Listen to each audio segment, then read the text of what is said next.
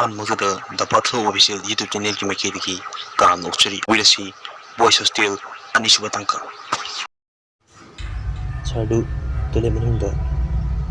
ज्ञान मांग तारगा लेरंखी सारगे मतौदु यामना अंगक अमसुंग अकी पोखी मयाम छात्र मयाम तौरगा साडू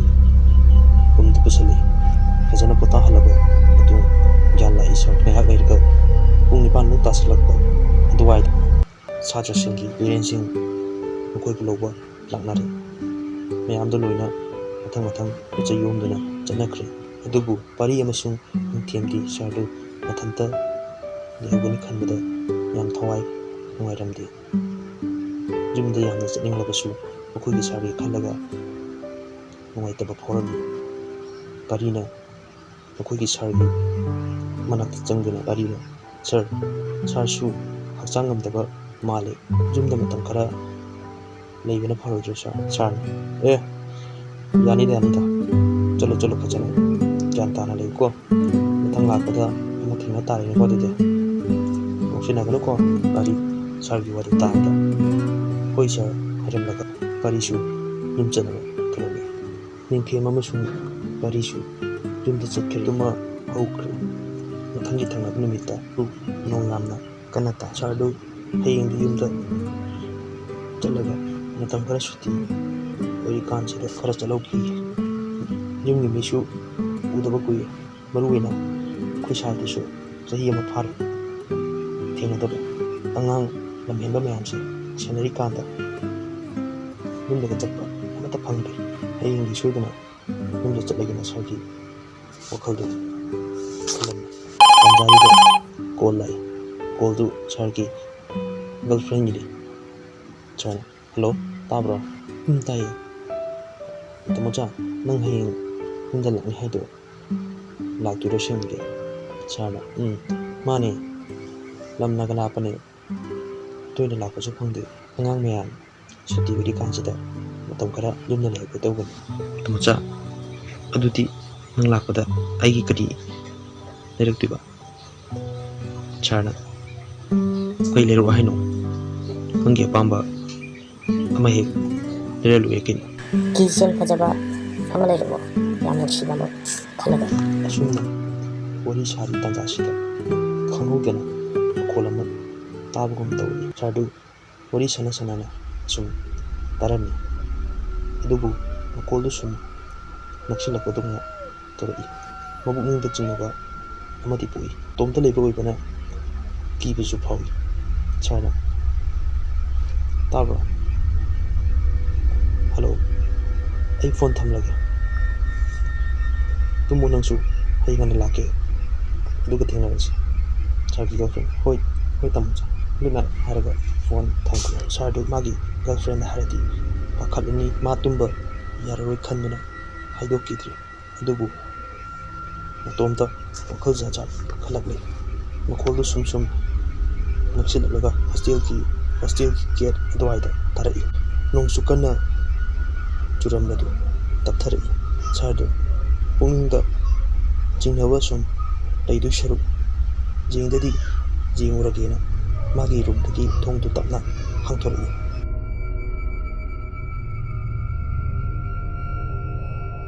तोरपगा खंगुदना थोंजिंगदा हौदोंगबी एरामा मसी हुदु जुरेना सालम जिंगना कियलिसे पुल्लगा हरगा लेरमे हौदोंदु तांग्रे अदुगा रूम चंगलगा थोंदु हेक लोनगे तौबगा नसाई ताकिबा खोंजेलदु अमुक तारई खोंजेलदु अंगांग कपगी खोंजेल सुमारे सरना रूमगी थोंदु लोनबगी महूर्ता मपान थोलक्तुना गेट तंदा लाखी अंगांग ओइरजाना नोंग मरक्सिदा सुक थेंगलकांसिदा कपिसि हाइना गेटु तपना हांदोले अदुबु कनासु लेरमदे नोंसु चटलेख्रे तंजादुदा नसागी हौदोंदु लेरमगदर हाइना सरगी वखल खले आइदी अंगांग ओइबा निंगुरे अदुगा नसागी हौदोंदु सोय लेरमनी हान नबुकनिंदा खंजे पुकनिंग वाबदु खरा फरी सो सांना हंतोलगा गेट लंसिलमलगा रूम तम लाई रूम मपायोगा थोंदु हेक हांतोपगा खंगौदना मैदु खंगु मुकी तंजादुदा फोन की फ्लाश थालगा रूम द चंगना बायदना ꯐꯣꯟꯒꯤ ꯐ꯭ꯂꯥꯁꯇꯨ ꯊꯣꯡꯂꯣꯝꯗ ꯊꯥꯜꯂꯤ ꯔꯨꯝꯗ ꯆꯪꯒꯦꯅ ꯍꯦꯛ ꯐꯣꯟꯗꯨ ꯄꯥꯏꯔꯒ ꯊꯥꯟꯖꯤꯜꯂꯨꯕꯗ ꯃꯨꯁꯨꯛ ꯃꯨꯕ ꯑꯋꯥꯡꯕ ꯃꯃꯥ ꯌꯥꯎꯗꯕ ꯑꯃ ꯂꯦꯞꯂꯒ ꯂꯩꯔꯝꯈꯤ ꯑꯗꯨ ꯎꯕꯗ ꯏꯃꯥ ꯍꯥꯏꯅ ꯂꯥꯎꯈꯤ ꯃꯤꯍꯨꯟꯒꯗꯨ ꯗꯪ ꯗꯪ ꯗꯪ ꯗꯪ ꯂꯧꯈꯠꯄꯅ ꯂꯣꯏꯔꯤ ꯈꯪꯍꯧꯗꯅ ꯇꯥꯟꯖꯥꯗꯨꯗ ꯃꯩ ꯑꯃꯨꯛ ꯁꯠ ꯂꯥꯛꯏ ꯑꯃꯨꯕ ꯑꯋꯥꯡꯕꯗꯣ ꯑꯃꯨꯛ ꯂꯩꯔꯝꯗ꯭ꯔꯦ ꯁꯥꯔꯒꯤ ꯋꯥꯈꯜꯗ ꯈꯜꯂꯦ ꯑꯩꯅ ꯉꯁꯥꯏꯈꯩ ꯂꯧꯈꯠꯄꯗꯨꯗ ꯍꯦꯟꯅ ꯈꯟꯃꯟꯗꯅ ꯑꯩꯒꯤ ꯋꯥꯈꯜꯗ ꯇꯧꯔꯤꯖꯥꯠꯂꯥ ꯅꯠꯇ꯭ꯔꯒ ꯇꯁꯦꯡꯅ ꯕꯨꯠ ꯀꯥꯏꯗꯣ ꯑꯣꯏꯔꯖꯥꯠꯂꯥ ꯍꯥꯏꯅ ꯈꯜꯂꯤ ꯑꯗꯨꯕꯨ ꯍꯦꯔꯥ ꯅꯨꯄꯥ ꯃꯆꯥꯅꯕꯨ ꯍꯥꯏꯔꯒ ꯈꯟꯗꯣꯛꯂꯒ ꯃꯥꯒꯤ ꯐꯃꯨꯡꯗ ꯆꯪꯂꯒ ꯇꯨꯝꯈ꯭ꯔꯦ ꯑꯗꯨꯕꯨ ꯇꯨꯝꯗꯕꯗꯤ ꯌꯥꯗ꯭ꯔꯤ ꯃꯆꯤꯟꯗ ꯃꯥꯒꯤ ꯄꯥꯈꯠꯄ ꯑꯗꯨ ꯀꯣꯛꯅꯕ ꯂꯥꯏ ꯀꯌꯥ ꯁꯣꯟꯖꯩ ꯑꯗꯨꯒ ꯁꯥꯔꯗꯨ ꯇꯨꯝꯊꯔꯒꯦ ꯈꯟꯕ ꯁꯤꯟꯕꯒ ꯉꯁꯥꯏꯒꯤ ꯂꯦꯞꯂꯝꯕ ꯑꯃꯨꯕꯗꯨ ꯂꯥꯛꯑꯒ ꯉꯁꯥꯏꯒꯤ ꯑꯃꯨꯕꯗꯨ ꯑꯃꯨꯛ ꯃꯥꯒꯤ ꯃꯃꯤꯠꯇ ꯌꯦꯛꯏ ꯑꯃꯨꯕꯗꯨꯅ ꯑꯁꯨꯝꯅ ꯍꯥꯏꯔꯛꯏ ꯅꯪ ꯑꯩꯅ ꯄꯨꯗꯨꯅ ꯆꯠꯀꯅꯤ ꯅꯪ ꯄꯨꯗ꯭ꯔꯕꯗꯤ ꯑꯩ ꯉꯁꯤ ꯍꯥꯏꯕ ꯍꯥꯏꯅ ꯈꯦꯡꯅ ꯈꯦꯡꯅ ꯅꯣꯛꯏ ꯁꯥꯔꯗꯨ ꯃꯃꯤꯠꯇꯨ ꯄꯥꯡꯊꯣꯛꯀꯗꯕꯁꯨ ꯀꯤꯔꯤ ꯑꯗꯨꯕꯨ ꯈꯪꯄꯥꯡ ꯄꯥꯡꯊꯣꯔꯛꯄꯗ ꯑꯃꯨꯕ ꯃꯃꯥ ꯌꯥꯎꯗꯕ ꯑꯋꯥꯡꯕꯗꯨ ꯐꯃꯥꯡꯗꯨꯗ ꯂꯦꯞꯇꯨꯅ ꯂꯩꯔꯝꯃꯤ ꯁꯥꯔꯗꯨ ꯁꯤꯕ ꯇꯥꯔꯦ ꯈꯟꯗꯨꯅ ꯊꯋꯥꯏꯗꯗꯤ ꯍꯤꯡꯍꯧꯔꯒ ꯂꯣꯏꯔꯦ ꯈꯟꯗꯨꯅ ꯏꯃꯥ ꯏꯃꯥ ꯂꯥꯎꯔꯒ ꯊꯣꯡ ꯍꯥꯡꯂꯒ ꯆꯦꯟꯊꯣꯔꯛꯈꯤ ꯍꯣꯁꯇꯦꯜꯗꯨꯗꯒꯤ ꯒꯦꯠ ꯂꯥꯟꯊꯣꯔꯛꯄꯗ ꯀꯤꯃꯟꯈꯤꯗꯨꯅ ꯂꯝꯕꯤ ꯃꯥꯡꯈꯤ ꯑꯃꯨꯕ ꯑꯋꯥꯡꯕ ꯃꯃꯥ ꯌꯥꯎꯗꯕꯗꯨꯅ ꯇꯨꯔꯦꯜ ꯇꯝꯅ ꯆꯤꯡꯊꯗꯨꯅ ꯇꯨꯔꯦꯜ ꯃꯅꯨꯡꯗ ꯄꯨꯊꯗꯨꯅ ꯏꯁꯤꯡꯗ ꯅꯝꯁꯤꯟꯗꯨꯅ ꯍꯥꯠꯈꯤ ꯅꯣꯡꯉꯥꯜꯂꯒ ꯁꯥꯔꯒꯤ JFꯅ ꯀꯣꯜ ꯇꯧꯈꯤ ꯑꯗꯨꯕꯨ ꯔꯤꯁꯤꯞꯇꯤ ꯇꯧꯔꯛꯈꯤꯗ꯭ꯔꯦ ꯍꯟꯖꯤꯟ ꯍꯟꯖꯤꯟ ꯀꯌꯥꯔꯛ ꯇꯧꯔꯕꯁꯨ ꯄꯥꯏꯔꯛꯈꯤꯗ꯭ꯔꯦ ꯆꯤꯡꯅꯕꯗꯒꯤ ꯃꯌꯨꯝꯂꯣꯝꯗ ꯄꯥꯎ ꯂꯧꯔꯦ ꯄꯥꯎ ꯂꯧꯕꯗꯁꯨ ꯂꯥꯛꯇꯦ ꯍꯥꯏꯔꯛꯈꯤ ꯁꯥꯔ ꯃꯌꯨꯝꯒꯤ ꯃꯤꯁꯨ ꯀꯣꯜ ꯇ꯭ꯔꯥꯏ ꯀꯌꯥꯔꯛ ꯇꯧꯔꯤ ꯑꯗꯨꯕꯨ ꯄꯥꯏꯔꯛꯈꯤꯗ꯭ꯔꯦ ꯏꯃꯨꯡ ꯃꯅꯨꯡ ꯑꯃꯗꯤ ꯁꯥꯔꯒꯤ JFꯀ ꯂꯣꯏꯅꯅ ꯍꯣꯁꯇꯦꯜ ꯇꯝꯅ ꯂꯥꯛꯈꯤ ꯍꯣꯁꯇꯦꯜꯒꯤ ꯒꯦꯠꯇꯨꯁꯨ ꯍꯥꯡꯂꯒ ꯂꯩꯔꯝꯈꯤ ꯄꯔꯞ ꯄꯔꯞ ꯌꯥꯝꯅ ꯊꯨꯅ ꯁꯥꯔꯒꯤ ꯔꯨꯝꯗ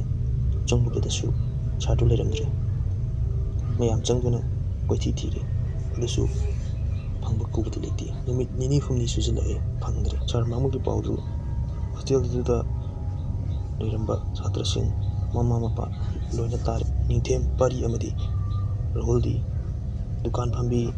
ꯐꯝꯕꯤ ꯏꯅꯦꯗꯨꯅ ꯍꯥꯏꯔꯛꯈꯤꯕ ꯋꯥꯗꯨ ꯅꯤꯡꯁꯤꯡꯂꯛꯏ ꯅꯣꯏ ꯍꯣꯁꯇꯦꯜꯗꯨ ꯍꯥꯟꯅ ꯑꯣꯖꯥ ꯑꯣꯏꯔꯝꯕ ꯑꯃꯁꯨ ꯁꯤ ꯈꯛꯇꯤꯅꯦ ꯍꯥꯏꯕ ꯋꯥꯍꯩꯁꯤ ꯃꯈꯣꯏꯒꯤ ꯅꯥꯀꯣꯡꯗ ꯍꯟꯖꯤꯟ ꯍꯟꯖꯤꯟ ꯇꯥꯔꯒ ꯂꯩ ꯋꯥꯔꯤꯗꯨ ꯃꯈꯣꯏꯒꯤ ꯃꯃꯥ ꯃꯄꯥꯗ ꯇꯝꯂꯦ ꯃꯃꯥ ꯃꯄꯥꯁꯤꯡꯗꯨꯁꯨ ꯃꯆꯥꯁꯤꯡꯗꯨ ꯍꯣꯁꯇꯦꯜꯗꯨꯗ ꯊꯝꯕ ꯄꯥꯝꯂꯛꯇ꯭ꯔꯦ ꯐꯠꯇ ꯅꯨꯡꯗ ꯇꯣꯛꯂꯗꯤ ꯈꯟꯗꯨꯅ ꯍꯣꯁꯇꯦꯜ ꯍꯣꯡꯂꯅꯤ ꯍꯥꯏꯅ ꯂꯦꯞꯅꯔꯤ ꯌꯥꯝꯅ ꯁꯨꯝ ꯍꯧꯈꯤꯕꯅ ꯊꯥ ꯃꯈꯥꯏꯔꯣꯝ ꯐꯥꯖꯤꯜꯂꯛꯏ ꯅꯨꯃꯤꯠꯇꯨ ꯊꯥꯡꯖ ꯅꯨꯃꯤꯠꯅꯤ ꯅꯨꯡꯁꯥꯁꯨ ꯌꯥꯝ ꯀꯟꯅ ꯁꯥꯏ ꯄꯥꯠꯇ ꯍꯤ ꯌꯣꯟꯕ ꯅꯨꯄꯥ ꯃꯥꯒꯤ ꯄꯨꯝꯁꯪ ꯇꯝꯗ ꯂꯥꯛꯄꯗ ꯀꯔꯤꯒꯨꯝꯕ ꯃꯤ ꯃꯥꯟꯕ ꯑꯃ ꯇꯥꯎꯔꯒ ꯂꯩꯕ ꯊꯦꯡꯅꯈꯤ ꯆꯤꯡꯅꯕꯗꯒꯤ ꯆꯪꯁꯤꯟꯗꯨꯅ ꯌꯦꯡꯂꯨꯕꯗ ꯊꯋꯥꯏ ꯌꯥꯎꯗꯕ ꯑꯁꯤꯕ ꯍꯛꯆꯥꯡ ꯑꯣꯏꯔꯝꯈꯤ ꯍꯤ ꯌꯣꯟꯕꯗꯨꯅ ꯃꯅꯥꯛ ꯅꯛꯄꯗ ꯂꯩꯕ ꯉꯥ ꯐꯥꯔꯤꯕ ꯃꯤꯑꯣꯏꯁꯤꯡꯗꯨ ꯀꯧꯔꯒ ꯃꯈꯣꯏꯒꯤ ꯈꯨꯜ ꯇꯥꯅ ꯄꯨꯈꯠꯈꯤ ꯊꯋꯥꯏ ꯌꯥꯎꯗ꯭ꯔꯕ ꯍꯛꯆꯥꯡ ꯑꯗꯨ ꯀꯅꯥꯅꯣ ꯍꯥꯏꯕꯗꯤ ꯈꯪꯕꯗꯤ ꯉꯝꯂꯝꯗꯦ ꯍꯤ ꯌꯣꯟꯕ ꯅꯨꯄꯥ ꯑꯗꯨ ꯅꯤꯡꯊꯦꯝ ꯃꯣꯏꯒꯤ ꯈꯨꯜꯗꯒꯤ ꯑꯣꯏꯔꯝꯃꯤ ꯂꯩꯀꯥꯏ ꯃꯌꯥꯝ ꯑꯁꯤꯕ ꯍꯛꯆꯥꯡ ꯑꯃ ꯐꯪꯂꯦꯅ ꯌꯦꯡꯕ ꯀꯣꯏꯆꯦꯟ ꯆꯦꯟꯅꯔꯝꯃꯤ ꯅꯤꯡꯊꯦꯝꯁꯨ ꯌꯦꯡꯕ ꯆꯦꯜꯂꯛꯈꯤ ꯌꯦꯡꯂꯨꯕꯗ ꯃꯈꯣꯏꯒꯤ ꯍꯣꯁꯇꯦꯜꯒꯤ ꯁꯥꯔꯗꯨ ꯑꯣꯏꯔꯝꯈꯤ ꯅꯤꯡꯊꯦꯝꯗꯨ ꯈꯪꯍꯧꯗꯅ ꯀꯞꯈꯤ ꯑꯃꯗꯤ ꯄꯥꯔꯤꯗ ꯀꯣꯜ ꯇꯧꯔꯒ ꯄꯥꯎꯗꯨ ꯇꯝꯈꯤ ꯄꯥꯔꯤꯅ ꯈꯨꯗꯛꯇ ꯁꯥꯔ ꯑꯗꯨꯒꯤ ꯃꯌꯨꯝꯗ ꯄꯥꯎ ꯄꯤꯈꯤ ꯑꯁꯨꯝꯅ ꯁꯥꯔꯒꯤ ꯊꯋꯥꯏ ꯌꯥꯎꯗ꯭ꯔꯕ ꯍꯛꯆꯥꯡ ꯑꯗꯨ ꯐꯪꯂꯕ ꯃꯇꯨꯡꯗ ꯃꯊꯧ ꯃꯉꯝ ꯄꯥꯡꯊꯣꯛꯇꯨꯅ ꯊꯧꯗꯣꯛ ꯑꯗꯨ ꯍꯧꯈ꯭ꯔꯦ ꯃꯇꯝꯅ ꯁꯨꯝ ꯍꯧꯈꯤꯕꯅ ꯄꯥꯔꯤ ꯀ꯭ꯂꯥꯁ 7 ꯇꯝꯅꯕ ꯑꯅꯧꯕ ꯁꯦꯁꯟ ꯍꯧꯅꯕ ꯃꯇꯝ ꯑꯣꯏꯔꯝꯃꯤ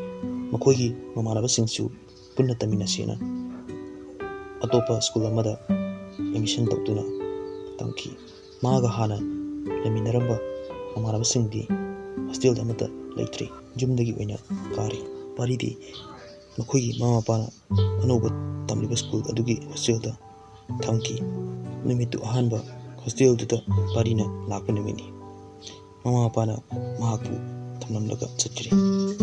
ꯄꯥꯔꯤ ꯃꯕꯨꯛꯅꯤꯡꯗ ꯅꯨꯡꯁꯤꯅ ꯂꯩꯍꯧꯏ ꯑꯅꯧꯕ ꯃꯔꯨꯞ ꯃꯄꯥꯡ ꯀꯌꯥꯁꯨ ꯈꯪꯂꯛꯈꯤ ꯅꯨꯃꯤꯠꯇꯨꯗꯤ ꯑꯍꯥꯟꯕ ꯂꯥꯛꯄ ꯑꯣꯏꯕꯅ ꯃꯌꯥꯝꯗꯨ ꯄꯣꯠ ꯆꯩ ꯂꯣꯏꯁꯤꯜꯂꯒ ꯉꯟꯅ ꯆꯥꯛ ꯆꯥꯅꯕ hostelgi warden adun hairan pariga muchaga phamung pulambi muchana pari ayumdagi hostel changdurina jail manu taptai chachilakpai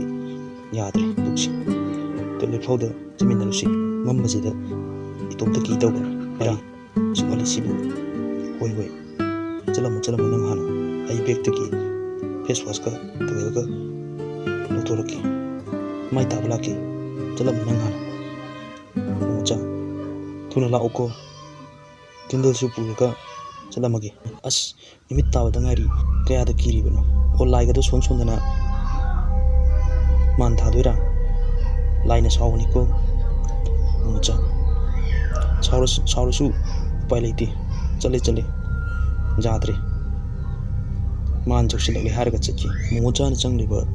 toilet tuka parung su thangi mucha ai mai tage yam ko thola kanu ko aidi ising selection hajin hoi do manipurina irang pati bom call tear gas kharati tadarak to malik pari yare he tumin to toro number to bu chaka chung hang lei bel tarki chakchana ba pari mucha loirbo bel tari chak lor magi ibani ge nang sa law ko mucha hoi loire chalamu ai thola pari chak chakhamda mucha mabani ki chak lauri adubu mucha do thola kidri hostel du gi warden duna namana bdudi hangi char makana aruma ma thangta hori habida warden duna achai di keduli ge chak charam da jida natradi yada bujalo achi de hamni ne phari ko hayeng de gi kanam ta plate pun bayar masam sana logo tamni chaksu bel hekta baga minit manga gi mun de toltadi chak am ta piru hengi ko jara helangani asil gi warden duna chalo mumja chu ko chu am tuna lawi parina shauna machin da murum chole masi mi harak tin tai khonti chale ahaman mi sida toilet tam na changchili toilet ki thongdu lolami parina mucha buguda khumai tholodana charna chakchaw ki nang yaudena saurgle hore mucha du ni amamu ngai ba adu tholokidri ko wuju kumlakidri idaru janona parina toilet ki thongdu hangdu da mucha du